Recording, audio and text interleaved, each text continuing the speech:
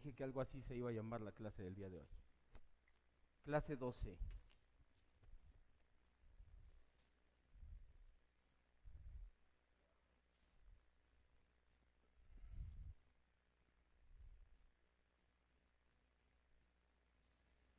Vaya en su Biblia a Hebreos 2. Hebreos 2 del 6 al 8.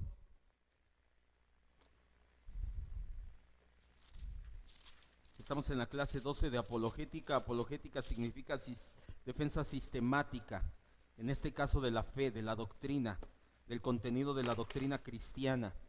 Para poder presentar el evangelio tenemos que aprender a hacer primero defensa muchas veces.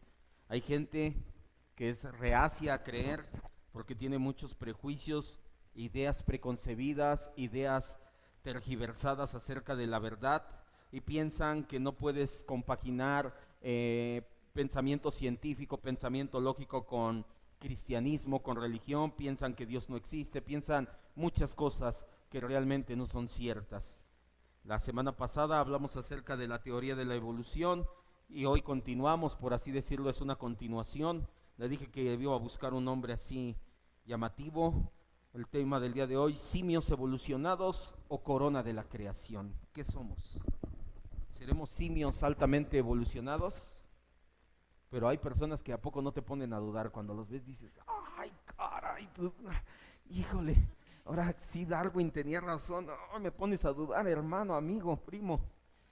Hebreos 2 del 6 al 8, vamos a darle lectura. Pero alguien testificó en cierto lugar diciendo: ¿qué es el hombre para que te acuerdes de él? O el ser humano, es lo que significa la frase hijo del hombre, para que le visites. Le hiciste un poco menor que los ángeles, le coronaste de gloria. Por eso es que muchos llaman al ser humano la corona de la creación. Nos coronó en la gloria y de honra, y le pusiste sobre las obras de tus manos. Por encima de todo lo que Dios creó puso al hombre, dice la Biblia.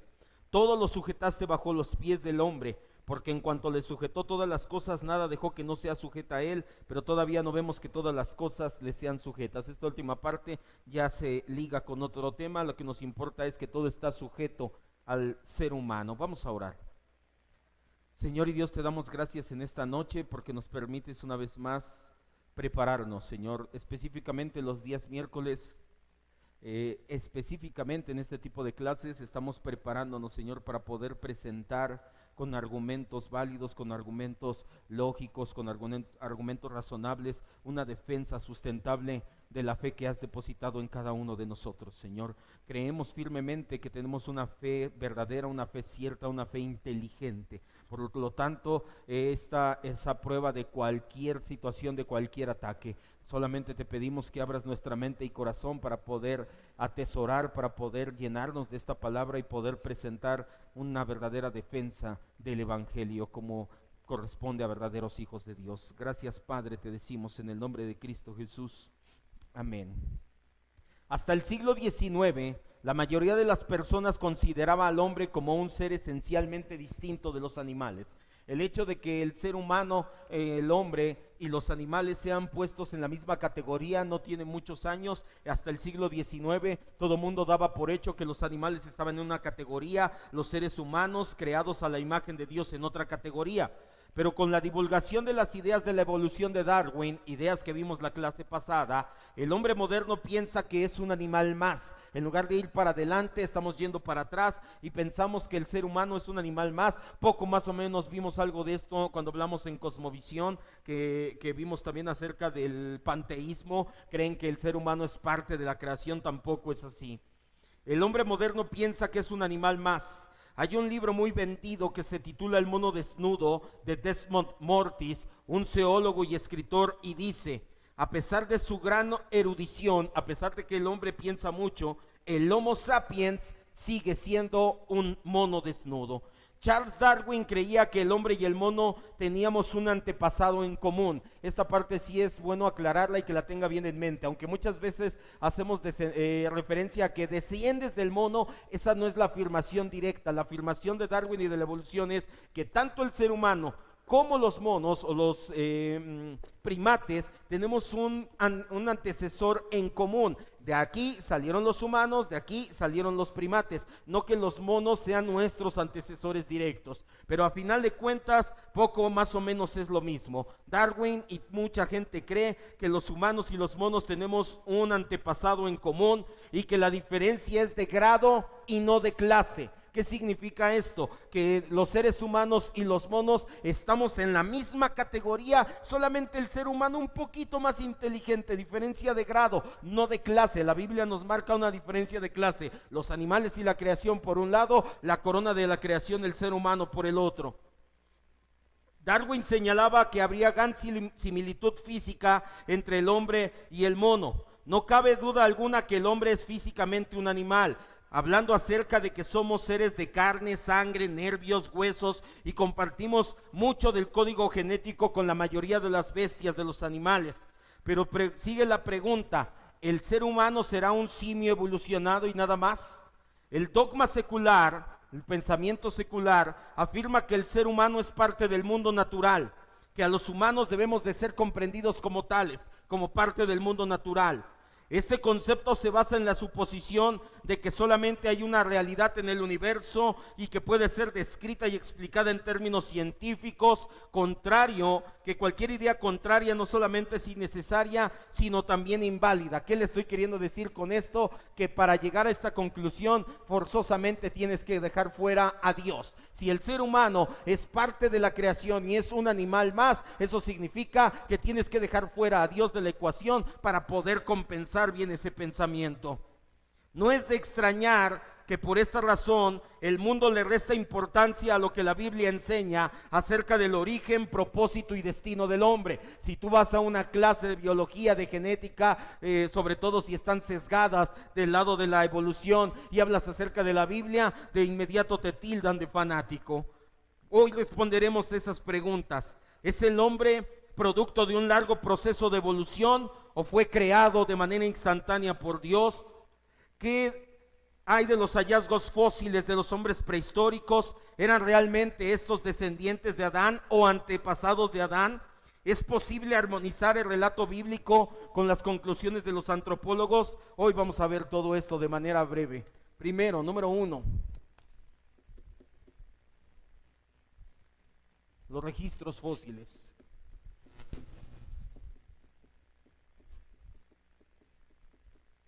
Ya vimos un poco la semana pasada. ¿Qué enseñan los registros fósiles del hombre prehistórico? Presentan pruebas indubitables de que el ser humano se fue desarrollando de formas subhumanas hasta el Homo sapiens, o sea, el hombre moderno. Homo sapiens significa hombre pensante, hombre moderno. La respuesta depende mucho del antropólogo en el cual tú estés estudiando.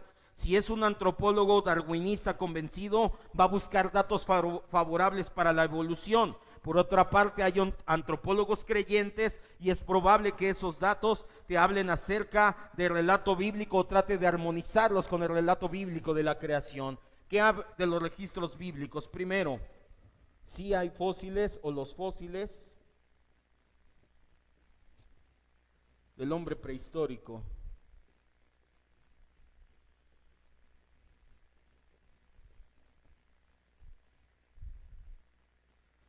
Muchos antropólogos creen que el antepasado de la especie humana se desarrolló en África hace aproximadamente 4 millones de años.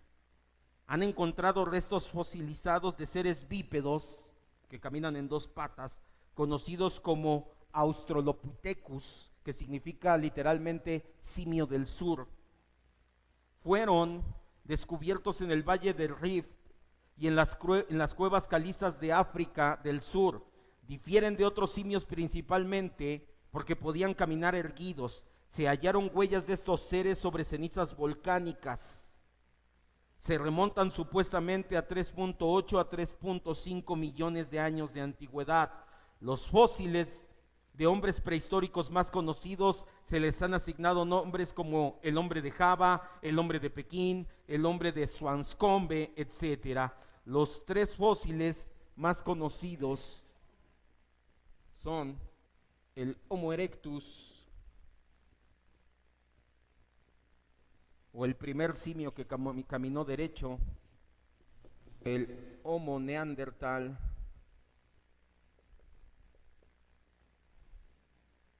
que es el hombre de Cro-Magnon, que ya tenía un cráneo más grande, y el Homo sapiens, que es el ser humano.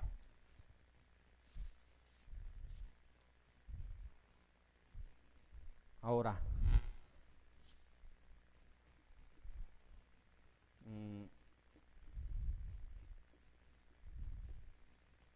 con esta evidencia o supuesta evidencia hay las siguientes especulaciones evolucionistas.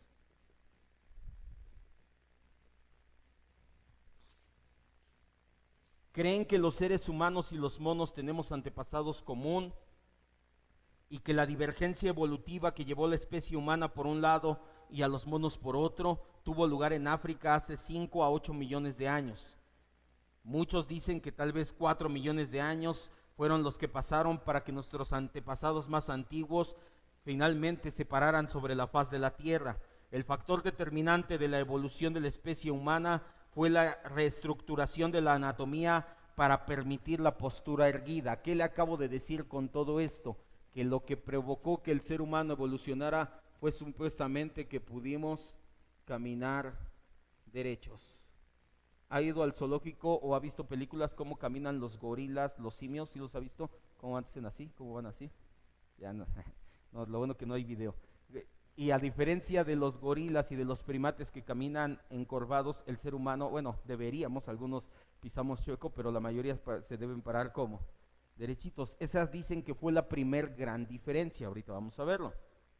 Anatómicamente el hombre se diferencia del simio porque tiene un desarrollo cerebral mucho mayor, una parte facial y mandibular menos desarrollada, no tenemos la cara tan grande ni el cráneo, un lenguaje articulado, una posición erecta perfecta, una columna vertebral con 4 curvaturas, mientras que los simios solamente tienen 2 curvaturas y otros caracteres no más importantes. Aparte de caminar erguido, los restos de estos hombres, supuestos antepasados, se asemejan más a los de un chimpancé o un gorila que a los de un ser humano. Los evolucionistas han descrito al Australopithecus como un prehomínido, o sea, un antepasado del ser humano. Sin embargo, los evolucionistas admiten que se ignora si alguno de estos hombres caminantes erectos con cerebros pequeños pertenecen a la línea evolutiva que conduce a los humanos modernos. Traducción, ya no lo apunte porque lo apuntó la semana pasada, o si lo quiere apuntar: hasta que no encuentren el eslabón perdido, los fósiles solamente demuestran que hay diferentes organismos vivos, organismos de changos y organismos de seres humanos. Es lo único que demuestran los fósiles. Pero es que aquí vemos a un simio que se para derecho, pues es lo que encontraste, un simio que se para derecho. Aquí vemos a un simio con una cabeza más grande, lo único que encontraste fue eso. Hay muy poca evidencia de que los simios del sur son nuestros antepasados. Los proponentes de esta teoría de la evolución especulan que seres mitad mono experimentaron un crecimiento en su capacidad cerebral y su fisonomía fue cambiando y pareciéndose más al ser humano. Todo esto nos lleva a una conclusión. Ahora sí escriba. Los fósiles de humanos antiguos que difieren ligeramente de humanos modernos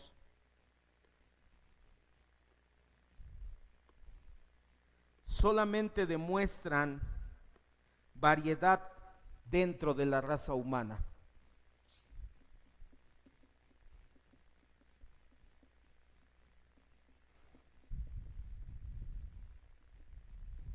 Los fósiles de humanos antiguos que difieren ligeramente de los humanos modernos solo demuestran variedad dentro de la raza humana. Aquí le dejo un poco más de información, ya si la quiere la puede leer ya con más calma para no detenernos. Toda esta información nos hace ver que todas estas especulaciones, lo único que nos hacen ver es que los fósiles antiguos solamente tienen pequeñas diferencias con los fósiles o con los esqueletos modernos, la gente que muere hoy en día. Y eso solamente nos demuestra una cosa: en el ser humano también hay variedad dentro de su raza. Hay una situación llamada involución. El hombre de Cromagnon, un supuesto antepasado nuestro, tenía la cavidad craneal más grande, y después el Homo sapiens tiene la cavidad craneal más chica. No se supone que tenías que ir evolucionando y que esa cavidad craneal más grande, más cerebro, mayor capacidad de pensamiento? Entonces, ¿por qué en lugar de evolucionar, involucionó y se le hizo más pequeña la cabeza? Porque obviamente nada más se trata de una farsa. Número 2, evolución teísta. ¿Qué es la evolución teísta? Esta interpretación considera que el relato bíblico de la creación es verdadero, pero que presenta la verdad en forma nada más simplificada y gráfica. Acepta la evolución y la creación y las combina en una sola teoría: que Dios creó el mundo para que evolucionara.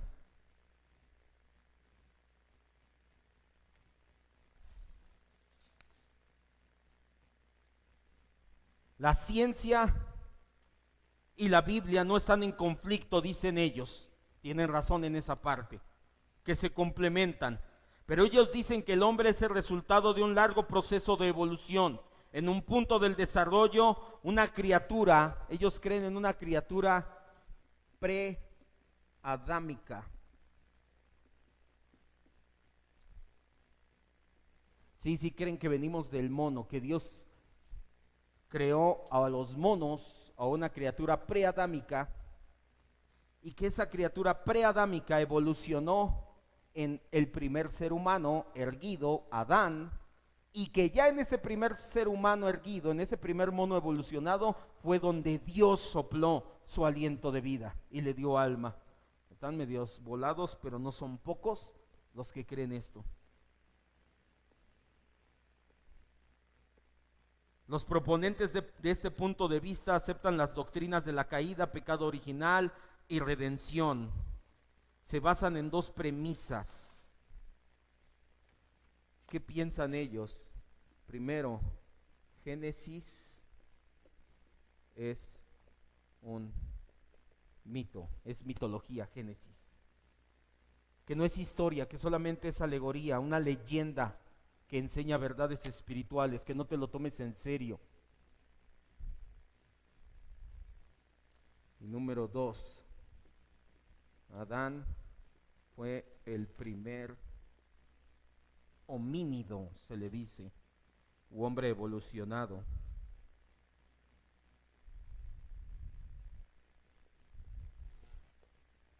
Que Adán evolucionó del chango y de ahí venimos todos los demás. Bueno, ellos. Buen punto.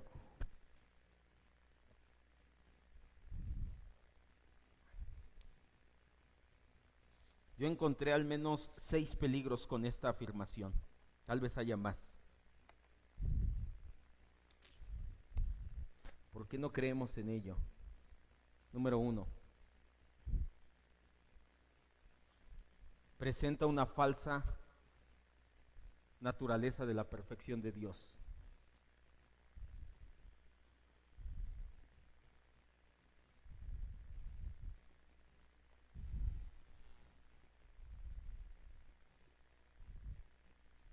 Presenta una falsa naturaleza de la perfección divina. ¿Por qué no podemos creer esto? Parecería que es una decisión salomónica. Es que hay tantos fósiles y tantas ideas de la ciencia, y si tú crees en la ciencia, pero también crees en la Biblia, los combinas, haces chaca chaca, y entonces te sale la evolución teísta. Dios creó hizo toda su creación, pero la dejó que fuera evolucionando. No fue azar, fue Dios que permitió la evolución. En esa evolución, un chango entonces fue creciendo, fue el primer homínido, Adán, que se puso de pie, que caminó erguido, que ya empezó a tener conciencia. Dios lo llama, sopla aliento de vida sobre de él, y entonces a partir de ahí ya tiene alma, espíritu, y todos sus descendientes caen. Sí, Adán sí pecó, etcétera, etcétera. Parecería la respuesta correcta y diría, sí, perfecto, quedan ya bien equilibrado ahora sí la ciencia y la religión. No, ¿por qué? Porque presenta una falsa naturaleza de la perfección de Dios. ¿A qué nos referimos? La evolución teísta nos lleva a pensar que la perfección de Dios no es tal, ya que muerte y dolor serían atribuidos a Dios. ¿Por qué? Porque ¿qué pasó con todos esos changos y todo ese mundo preadámico? Ya habrían muerto. Y el pecado, la muerte entró ¿por qué? Por el pecado. Entonces, ¿quién provocó esa muerte? Dios, al crearlo así. No, me disculpas, pero la Biblia dice que Dios terminó su creación y vio que todo era ¿qué? Bueno, entonces te presenta una falsa percepción de la naturaleza de Dios. Número 2, convierte a Dios o presenta el Dios del vacío.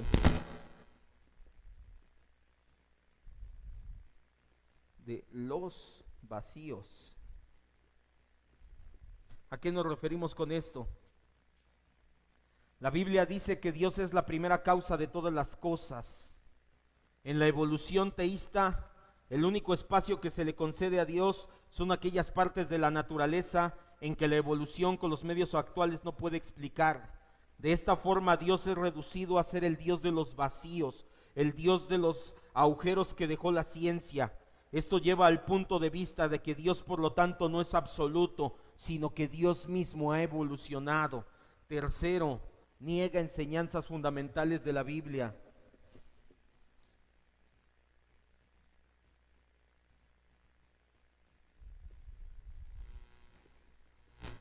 Niega enseñanzas fundamentales de la Biblia.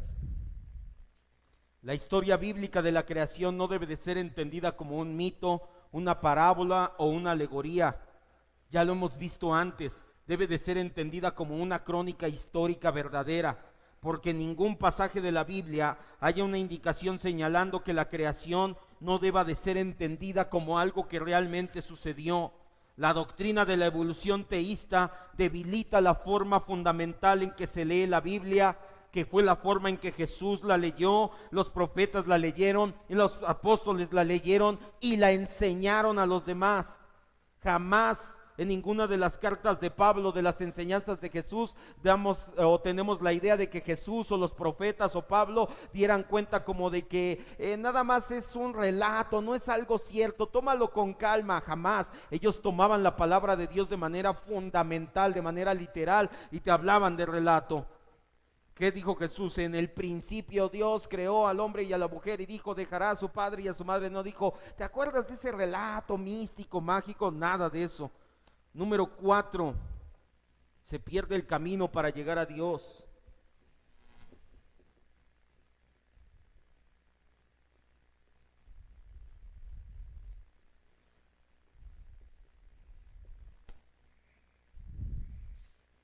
La Biblia describe al hombre como completamente engañado por el pecado después de la caída de Adán. Romanos 7, 18 y 19. ¿Por qué no podemos creer en ello? Porque presenta una falsa naturaleza de Dios, porque nos da a Dios como el Dios de los vacíos, porque niega enseñanzas fundamentales de la Biblia, porque se pierde el camino para llegar a Dios. Romanos 7, 18 y 19.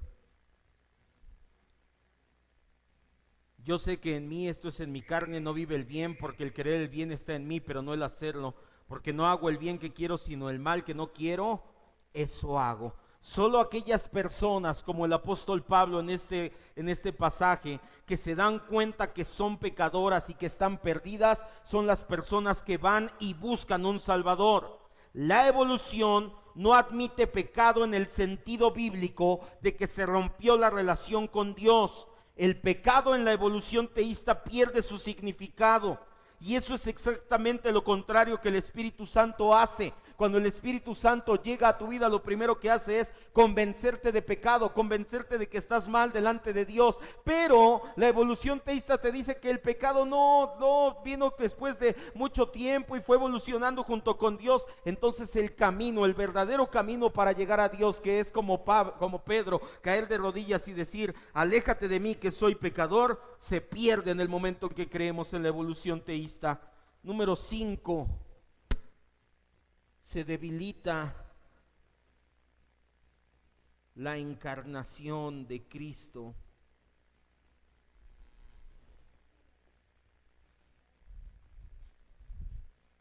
La encarnación de Dios a través de Jesucristo es una de las enseñanzas primordiales de la Escritura. De hecho, en Cosmovisión lo hemos estado viendo, transformó la manera de ver muchas cosas después de la Reforma, la encarnación, y hasta la fecha sigue esa influencia en el mundo occidental.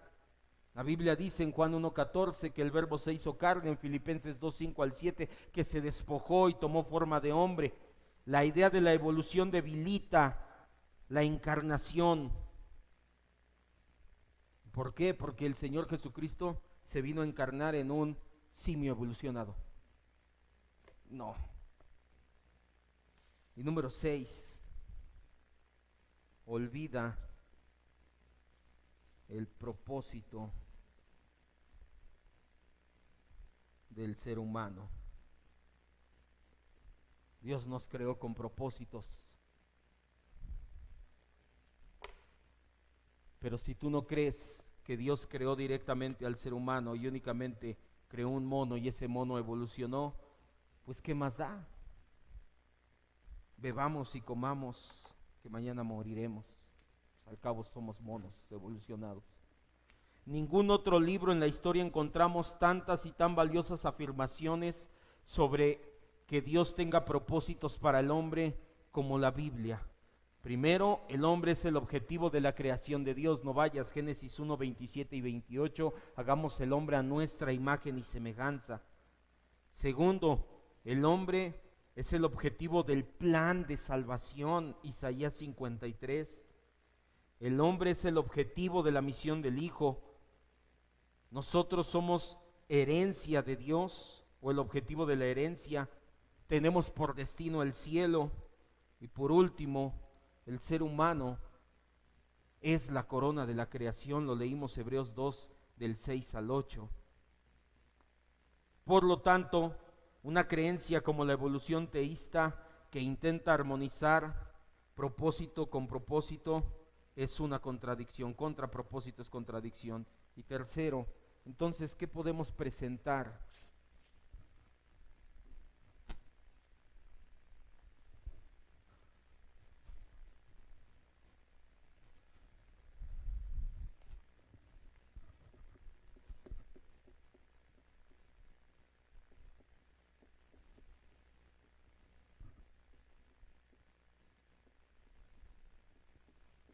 Si no somos changos evolucionados, entonces, ¿qué pasa?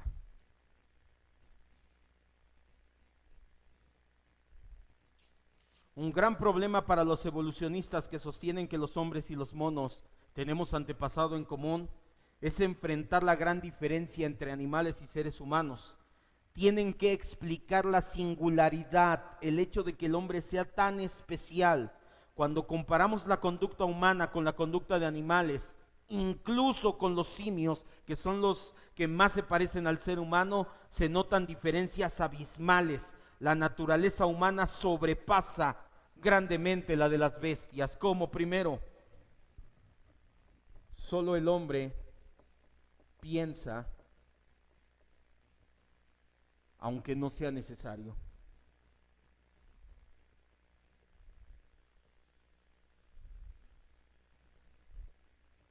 ¿Cómo puedes demostrarle a una persona que cree en la evolución, ya después de que tiras todo esto, le dices, oye, checa la singularidad del ser humano, cómo Dios nos hizo tan especiales? Los seres humanos pensamos aunque no sea necesario. Los animales piensan, pero solamente cuando están frente a un problema por resolver. Tú lo puedes ver, los famosos experimentos de Pavlov, de los perros que salivaban, etcétera, pero solamente porque tenían un problema, una situación a la cual responder delante de ellos. En cambio, el hombre piensa espontánea y creativamente. El proceso de llegar a conclusiones considerando los pasos de la lógica y la razón indican que hay un ser en nosotros, que no solamente somos tejido y nervios, sino que tenemos un alma. Hay veces que piensas y piensas y piensas y piensas sin necesidad de pensar, sigues pensando, es porque tienes un alma. Número 2, solo el hombre solamente el hombre es ser racional.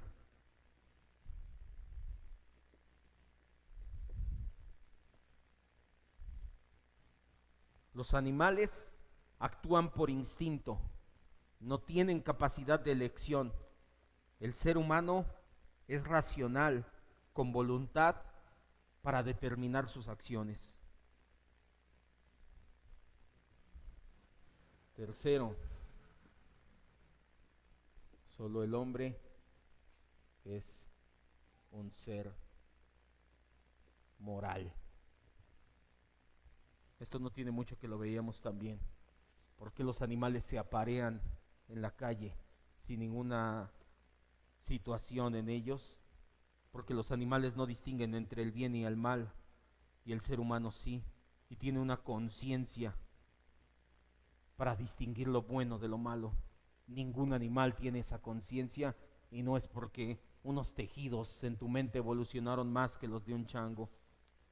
Siguiente, solamente el ser humano se expresa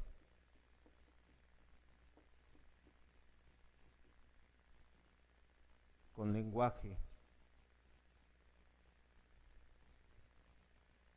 complejo.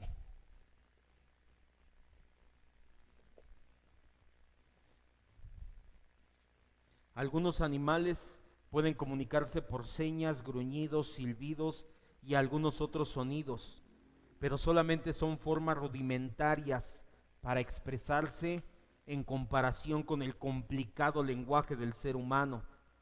Los especialistas concuerdan que el cerebro humano está programado genéticamente para expresarse mediante el lenguaje y que el habla puede explicarse únicamente sobre la base de que tenemos dentro de nuestro cerebro una capacidad para procesar esta información. La facultad del habla separa singularmente a los hombres de cualquier animal. Siguiente, solo el hombre disfruta lo bello y estético.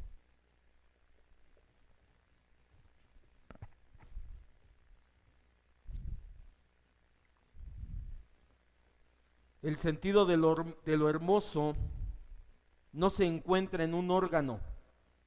Pero es que también los animales tienen ojos, tienen boca, tienen oídos, sí. Pero ahí no es donde se encuentra el sentido de la hermosura. A través de ellos puedes disfrutar. Pero solamente los seres humanos tienen esa capacidad de disfrutar. Un perro puede escuchar mejor que un ser humano. Pero ¿tú crees que si llevas a un perro a un concierto lo va a disfrutar? No, por supuesto que no. Un águila tiene un ojo casi telescópico, pero no son capaces de disfrutar la naturaleza. O si las llevas a lo alto de un monte y ves un paisaje bellísimo, el águila va a decir, wow. Tampoco va a decir, ya me voy. Exacto. Y menos un águila. Ya saben que las águilas no disfrutan nada, ni el fútbol dejan disfrutar a uno, pero bueno. Perdón, estoy desviando del tema. Los animales, muchos de ellos tienen órganos mucho más desarrollados que los seres humanos, pero no son capaces de disfrutar ni la belleza de la naturaleza, ni la hermosura de las obras de arte. Esto solamente ¿quién lo hace? El ser humano. Solo el ser humano es político en sus relaciones.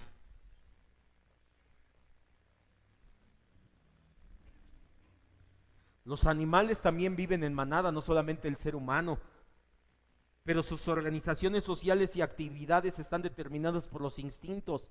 Es el macho alfa, está dando feromonas la hembra, entonces es época de aparearse. O sea, solamente por instinto se mueven en manada, pero todo lo que hacen es por instinto. Es el macho alfa, es el que nadie le ha ganado, somos los cachorros, entonces ya ahí van haciendo sus cosas por instinto. La sociedad humana, en cambio, está constituida por elecciones mismas del hombre de varias formas de convivencia. Solamente el ser humano es constitucional y político. Ponemos reglas de convivencia, los modales, Es lo que nos distinguen de los animales. Siempre les decía a mis hijas, ya tiene rato que no, pero sí les decía, los modales nos distinguen de los animales. ¿Por qué comemos como o deberíamos de comer, ¿verdad? Yo no sé en sus casas, pero ¿por qué usamos los cubiertos y nos limpiamos con la servilleta? ¿Por qué no llegamos y como los perros? ¿Por qué no somos qué? Entonces, quiere decir que el ser humano está muy por arriba. No somos animales, tenemos reglas de convivencia. Y por último, solo el hombre es capaz de realizar, sí, cosas artificiales.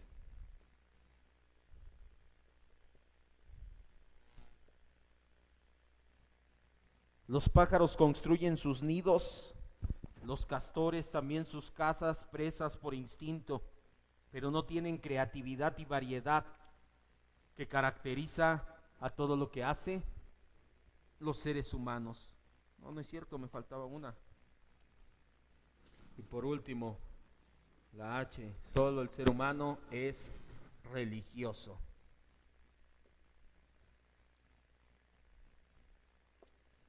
Solamente nosotros, toda la creación, dice la Biblia, todo lo que respire alabe a Jehová, pero solamente el ser humano lo hace por convicción y voluntad. Ningún animal lo hace verdaderamente por convicción y voluntad. ¿Cómo lo hacen entonces?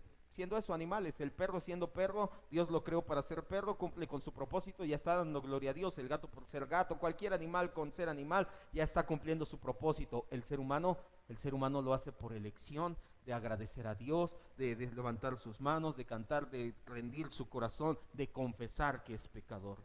¿Dudas hasta aquí?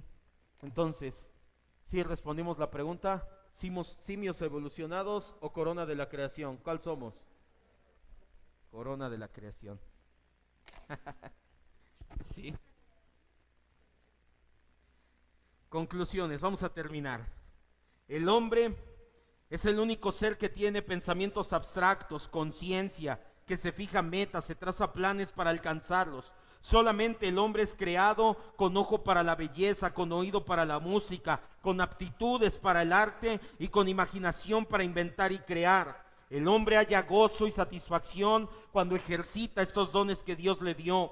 Solamente el hombre tiene sentido moral para determinar lo bueno y lo malo, lo correcto y lo incorrecto. Solamente el hombre tiene conciencia para dolerse cuando se desvía de lo que no es recto. ¿Cómo podemos explicar la brecha tan vasta entre el ser humano y el animal? ¿Por qué hay tan gran diferencia entre el ser humano y el animal? Hay más en el hombre que solamente lo físico. Somos mucho más que un simio evolucionado. La respuesta de cómo llegamos a ser mucho más que un animal está en Génesis 1:27. Vaya a Génesis 1:27. Ya se lo sabe de memoria, sí, pero léalo y esta es la respuesta por la cual no somos simios evolucionados. Somos la corona de la creación. Somos mucho más que un animal. Ya lo acabamos de ver, tan solo en estos 8 o 9 puntos de aquí nos dimos cuenta cómo estamos muy por encima. ¿Por qué? Porque dice la Biblia, y creó Dios al hombre. ¿Cómo lo creó? A su imagen, a imagen de Dios lo creó. Esto indica que Dios creó al hombre en un acto especial. Su cuerpo fue hecho del polvo, de la tierra, al igual que las demás criaturas terrestres. Génesis 1:24, allá atrásito dijo, Dios produzca la tierra, ¿qué? Seres vivientes. Por eso le decía la semana pasada que podríamos, por así decirle, que tenemos el mismo material genético, el mismo creador y la misma base de material. Pero el hombre, a diferencia de las criaturas terrestres, tiene el aliento de vida que Dios sopló en él. A diferencia de las demás criaturas, Dios se involucró, no solamente con su boca dijo se ha hecho, sino que directamente con sus manos tomó la tierra. A los demás animales dijo Dios, tierra, prodúcelos. Al ser humano Dios tomó con sus manos la tierra, lo formó, se acercó, ¿se acuerdan el discipulado, el discípulo cristiano, el amor incondicional? Se acercó hasta prácticamente dar un beso santo y sopló aliento de vida en Adán, y eso se ha transmitido a los demás seres humanos. Poseemos espíritu, alma, mente, personalidad, todos ellos son reflejos de que somos hechos a la imagen de Dios. Vamos a orar. No te confundas y no dejes que te confundan. Si te piden que creas en la evolución o en que somos evolucionados de los simios, es mucho más factible creer en la teoría creacionista que en la teoría de la evolución. La teoría de la evolución verdaderamente tiene muchos huecos. El primero y más grande es que no hay un eslabón perdido, y ni siquiera tendría que aparecer uno, tendrían que aparecer por cientos y por miles esos famosos eslabones perdidos, ese famoso eslabón perdido, ese ancestro en común. No va a aparecer porque no lo hay. Tampoco es cierto que puedas converger las dos teorías en una evolución teísta. Esto va en contra del cristianismo fundamental. Jamás tengas dudas acerca de lo que la Biblia dice. Habrá veces que todavía no lo podamos entender, como en su momento. Tal vez los reformadores no entendían muchas cosas, no sabían lo que era el ADN, no tenían pruebas de ADN como nosotros hoy en día, ni muchas herramientas más. Pero a final de cuentas no significa que la verdad no sea verdad. Cierre sus ojos y dígale: gracias, Dios, nos hiciste un poco menor que a los ángeles. A diferencia de toda la creación, te involucraste directamente al crearnos a nosotros, Señor. Nos has hecho por mucho trascender a todos y cada uno de los demás seres que creaste, Señor. Los animales no se acercan ni por poco a nosotros. Somos la corona de la creación, somos los encargados de sojuzgar, de regir esta creación que tú pusiste en nuestras manos, Señor. Nos hiciste muy superiores, mi Dios, pero no porque seamos alguien, sino únicamente para mostrar tu gloria, únicamente para mostrar tu imagen entre la creación, para darnos a mostrar cómo eres tú, Señor. Permítenos, Señor, guardar esta enseñanza en nuestro corazón, y cuando sea momento de hablarla, de ponerla en práctica, Señor, al presentar el Evangelio, si es necesario, podamos hacerlo con convicción, podamos hacerlo de manera eficaz. Gracias, Padre, te decimos siempre en el nombre de Cristo Jesús. Amén, Dios.